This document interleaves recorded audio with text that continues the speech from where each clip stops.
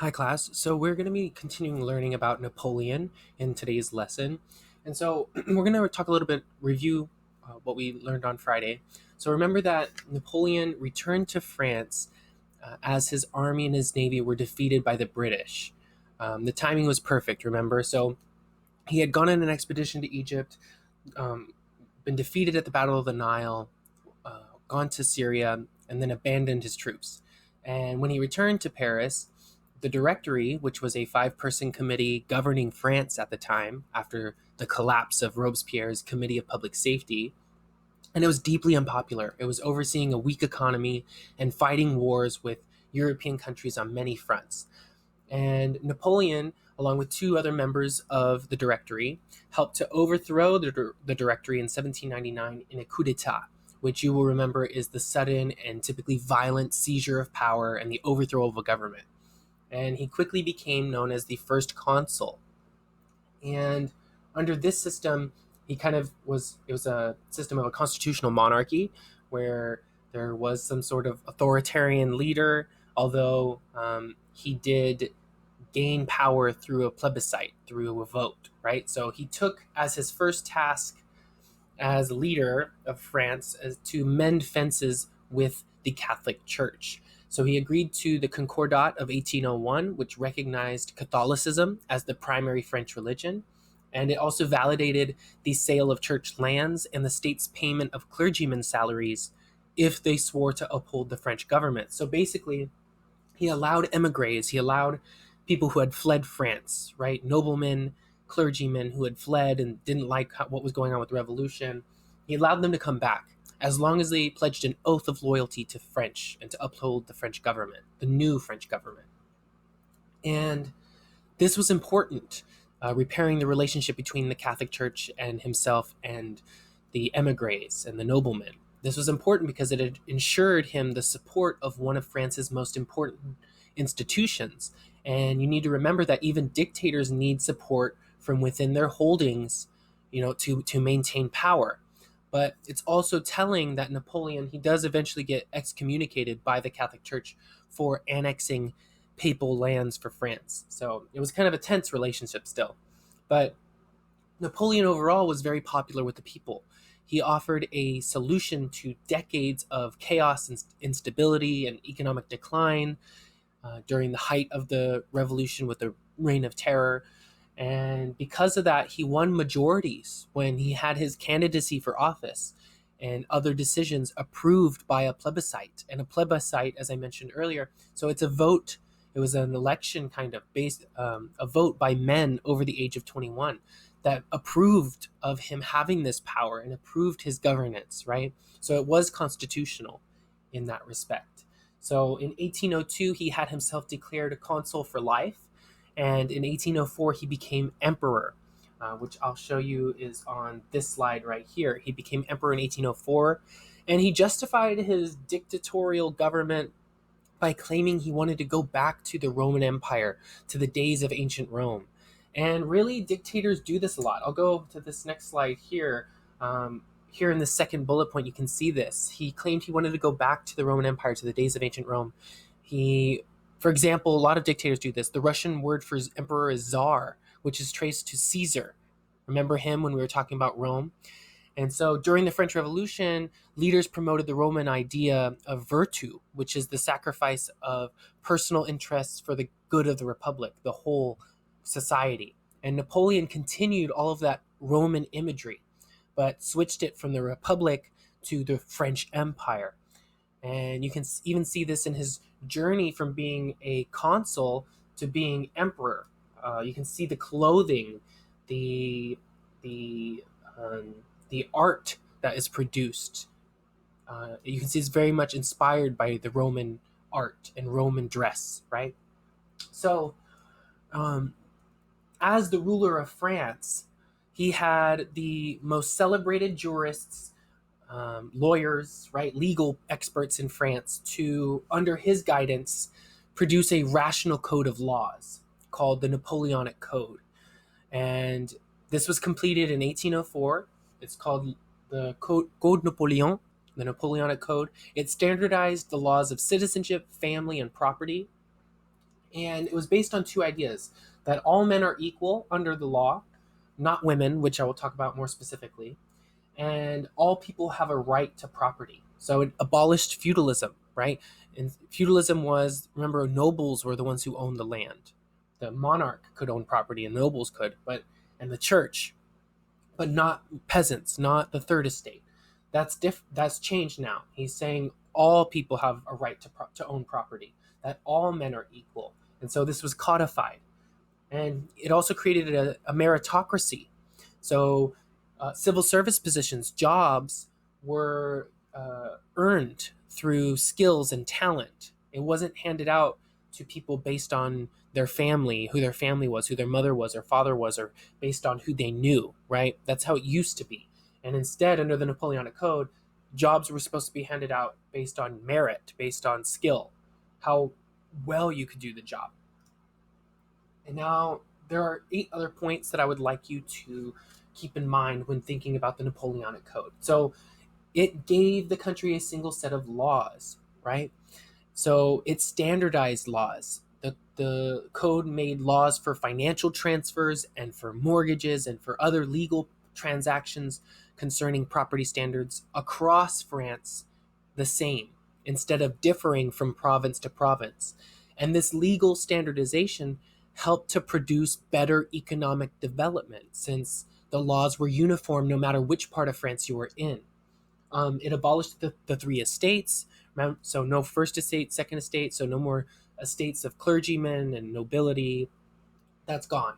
It granted equal rights to all classes. It granted limited freedom and liberty, and gave Napoleon complete power over the newspaper. Women could not hold property. It restored slavery in the colonies in the Caribbean, and weirdly enough, none of the laws applied to Napoleon himself. So clearly, you can see there are some positive effects of the Napoleonic Code and not so positive, right? Um, some good things to come from this: individual schools were founded for higher education in engineering, science, and technology, and for developing and producing more advanced teachers. Napoleon also, for example, sponsored the creation of lycées, or high schools. Countries in Europe and around the world imitated the French legal and educational systems as they strove to become more modern as well. And so they tried to imitate and emulate their systems based on this Napoleonic Code. So just consider how different the world becomes as more people have better access to education by imitating the French. There are more innovators, inventors to solve the world's problems. More people are able to use the tool of writing to share their perspectives because they've learned how to write. And there are more teachers to train and educate future generations of professionals and experts. And like I said, the other 2 sections of the Napoleonic Code on family and citizenship, they're a little different. They impoverished and curtailed most of the rights of women. As you can see here, point 6, women could not own property, right? Under the Napoleonic Code, women had no right to their own property once they were married, not even the wages that they earned themselves. They could not serve as witnesses in court and could not have control over or guardianship over their own children. They basically had to live how their husbands directed them to live. Another, double standard here, a part of this code: if they committed adultery, if women committed adultery, they were sent to jail. But men, on the other hand, would only face legal punishment if they brought a sexual partner or mistress into the family home.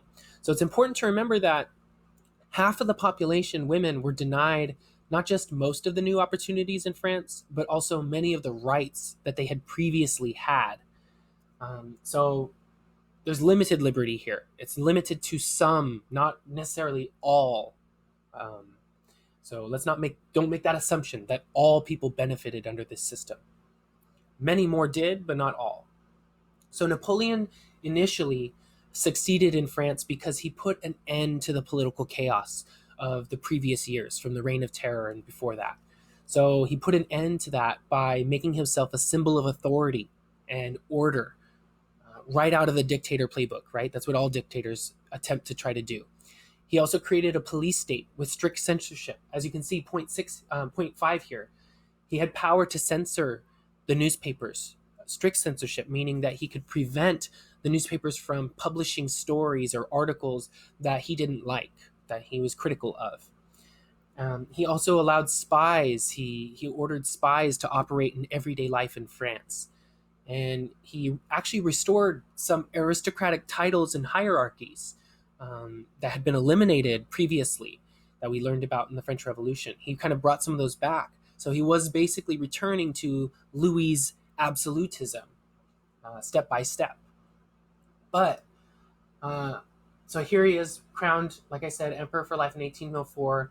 And the important thing is that, like I said, other countries begin to emulate this system, right?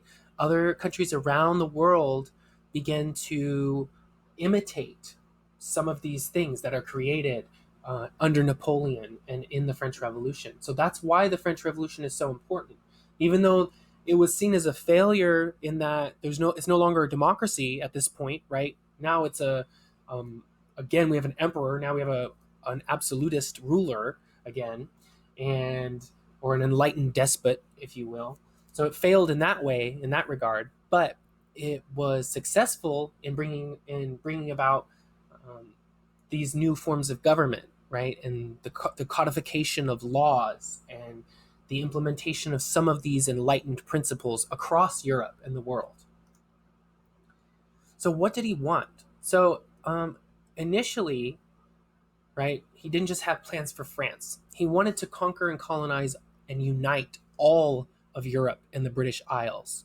He amassed a huge army by drafting young men between the ages of 20 and 24, and he earned their loyalty and devotion by fighting alongside them in at least 60 different battles. So he sounds a lot like Alexander the Great, right? Sounds just like Alexander the Great, for what we learned about in Greece. So as he conquered German and Austrian territory, he brought men from those areas into his armies too. And by 1806, he had ended the Holy Roman Empire by defeating Austria in several battles. And most thoroughly, he did this at the Battle of Austerlitz in 1805. Then he went on to defeat Prussia in 1806, Russia in 1807, after they declared war on France. And after taking the territories won in these wars, Napoleon then forced or inspired reforms such as the end of serfdom, the end of feudalism, legislating religious toleration, and creating schools to advance scientific and technological study. And he even unified the German states, all of them except for Austria. He unified them and created something called the Confederation of the Rhine. And he imposed the Napoleonic Code and the metric system and other institutions for standardization that really helped to unify Europe. And also, one of the big effects of Napoleon's European ambitions was that it inspired nationalism amongst his subjects, his new subjects. And they opposed some of his, dictatorial regimes. And most of these newly conquered lands that he took over were actually run by one of Napoleon's brothers. So Napoleon, after he defeated these countries, these nations, he would install his own brother as the surrogate monarch, right? So they would serve as the monarch in his place, and it was annoying and frustrating to those who were living in those countries. They're like, if I want to live in a dictatorship, you want to at least be dictated by the dictator himself and not just some random brother of the dictator, right? So this is important because people began to think of themselves as, for instance, German, in part because they didn't think of themselves as French. So now you have the growth of nationalism coming about as a result of this. And so he goes to war, right? Napoleon's goal was to colonize the entire continent. And he mostly succeeded, but in terms of Spain and Britain, they were a little more difficult. So Spain, or Britain, I should say, all the wars were concluded with the Treaty of Amiens in 1802. And then Britain declared war again in 1805, right? And, Britain was alone. Britain was, of all the major European powers, it remained outside of Napoleon's empire. And even though Britain had a small army, they relied mostly on their naval power, their sea power, to stop Napoleon. And so in 1805, Napoleon, he prepared to invade England. He wanted to invade. But at the Battle of Trafalgar on October 21st, 1805, the British fought off the French. The British Admiral Horatio Nelson, who we learned about on Friday at the Battle of the Nile, he did the same thing. He defeated the French fleet at the Battle of Trafalgar. And because of this, the invasion was ruled out. So he couldn't invade. Napoleon couldn't invade. So he decided, you know what?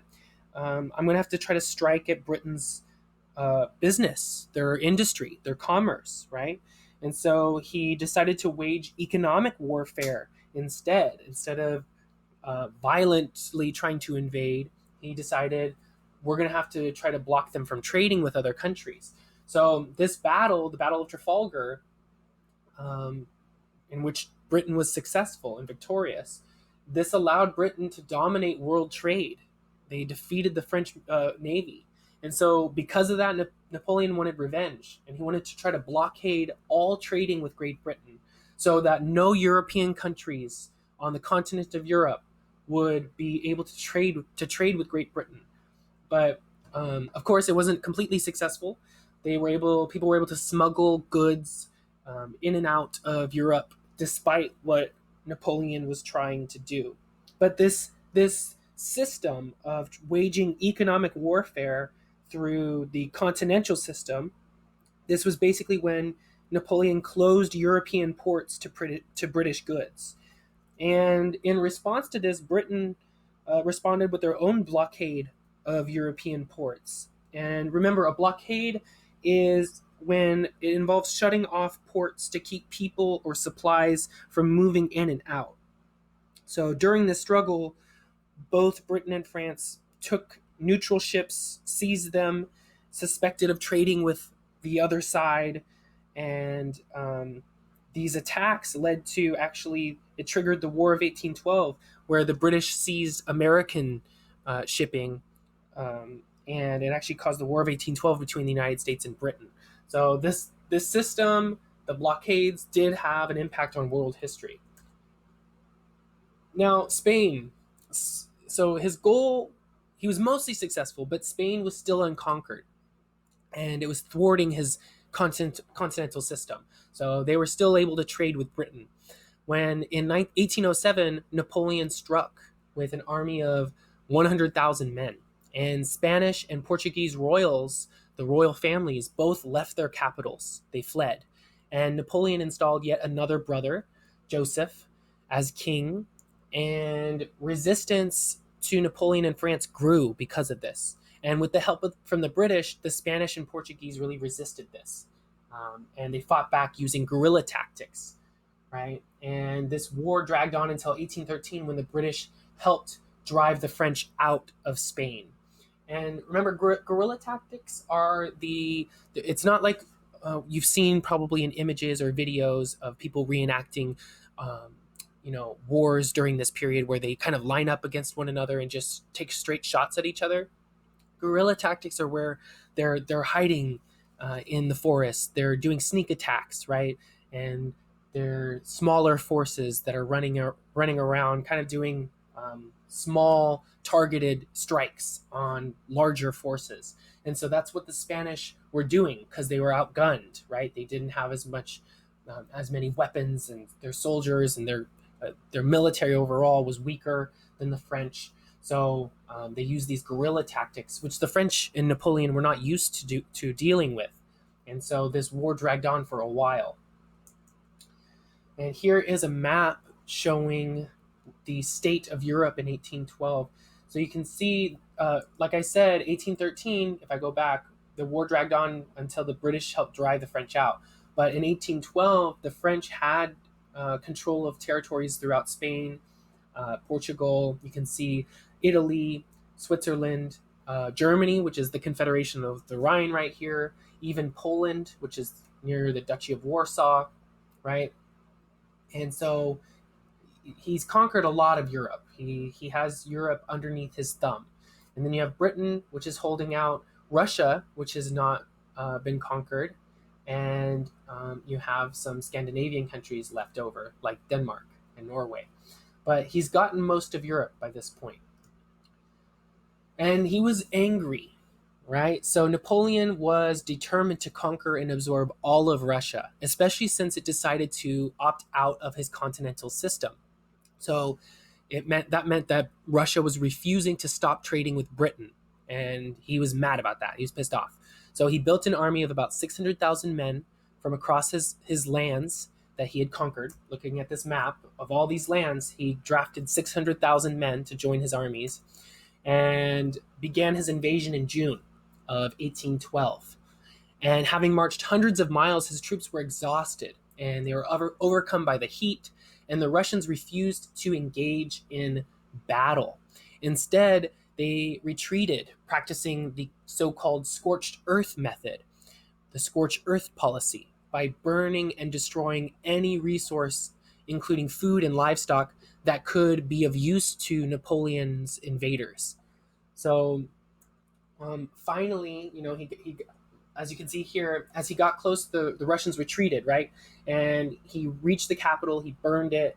But as the Russians were retreating, they were burning everything in sight. That way, he wouldn't be able to resupply, right? So finally, the two sides they engaged in what was ultimately a costly victory. The French lost 30,000 men. This is before they got to Moscow. The Russians lost about 45,000. So they're thousands of miles from home, and reinforcing and resupplying their army was difficult. The French military included foreign recruits who were not as loyal to Napoleon, and they began to abandon him as winter set in and the conditions worsened. And the remaining 100,000 are the ones that marched on to Moscow. So remember, he started with 600,000, now he's got 100,000. They march on Moscow, but they reach their destination. It's the city's consumed by fire. Shelter and other necessities, food, are once again in short supply. And still, Napoleon waited there for Tsar Alexander I, the Emperor of Russia, to surrender and agree to terms of peace. But when that surrender never happened, Napoleon led his depleted, starving, and frostbitten army back to Poland. And many had died. Many others deserted him, and more French troops would be killed as they retreated from Russia. So only 40,000, I'll go back to this map.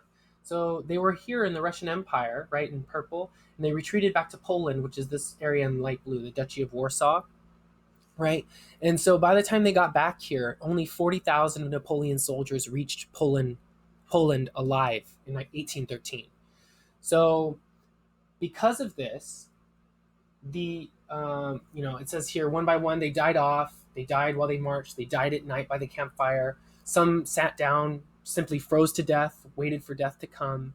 And in total, out of the 600,000, it's known for sure that 300,000 of the 600,000 were killed or died, and others deserted. Right, a lot of them had deserted, and he had just a fraction of them left.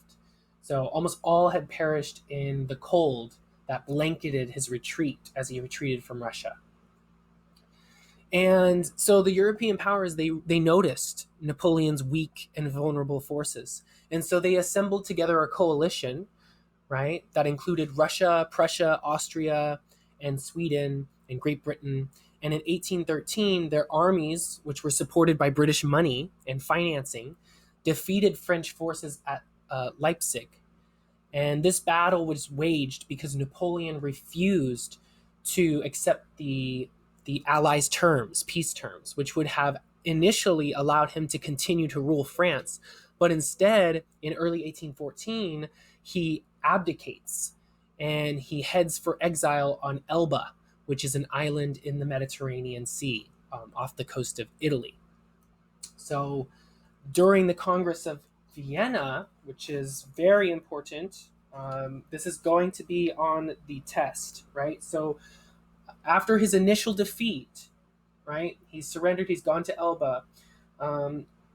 After his defeat, these diplomats and heads of states, they sat down at the Congress of Vienna and they faced this task of restoring stability and order in Europe after years of war. And they met for 10 months from September to June in 1815. And it was a it was a gathering of European leaders, diplomats, royalty. They dined together and they worked together to try to figure out what to do. And the Congress produced a series of buffer states around France, such as the Netherlands, and they installed Louis XVIII as emperor, which was Louis the 16th's brother, right? So the work fell to a man named Prince Clemens von Metternich, who was a prince of Austria, and him, along with um, some leaders of Britain and Russia, who had defeated France, came up with this plan called the Congress of Vienna. At this Congress of Vienna. And what ends up happening is 1 year later, Napoleon escapes. He returned to France, gathered an army, and confronted the European powers again. And this was called his 100 days. So he breaks free from Elba. His army was loyal, band together for his last 100 days before he was sent back into exile. So he was defeated, right? He surrendered again on July 15th, 1815, after being defeated at the Battle of Waterloo. And it's where Napoleon will attack Great Britain one more time, but he loses, right? And so Napoleon's exiled. He was living on the island of St. Helena, right? So here is an image from the 100 Days of Battle of Waterloo in Belgium. And he was exiled. He was exiled to an island named St. Helena for the rest of his life, where he eventually died in 1821. It was in the South Atlantic, and we aren't really sure how he died, whether he was poisoned. But just so you are aware, St. Helena is between Africa and South America. It's one of the most isolated islands on the planet. And fish and lobster are there to eat, but that's about it. And it's very, very small, about 60 kilometers, square kilometers. So what was his legacy?